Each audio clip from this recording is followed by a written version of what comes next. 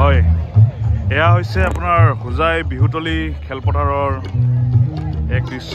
যেহেতু আজি জুবিন দাৰ জন্মদিন, আমি প্ৰথমবাৰৰ বাবে জুবিনবিহীন জন্মদিন উদযাপন কৰিছোঁ।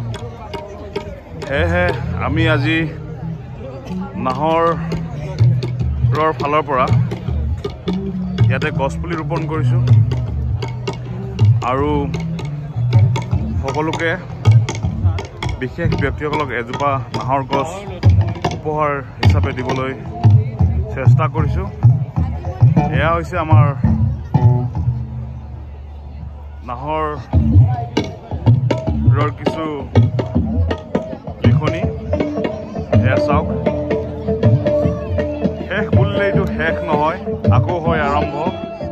নাহৰ গ্ৰুপৰ উদ্যোগত জুবিন দাৰ 53 সংখ্যক জন্মদিন উপলক্ষে 53 জোপা নাহৰ ৰোপণ কাৰ্যসূচী। বিহুতলী ৰাজহুৱা খেলপথাৰ হোজাই 18 নৱেম্বৰ 2025। জুবিন দাৰ আদৰ্শসমূহ আমি আগুৱাই লৈ যাব লাগিব।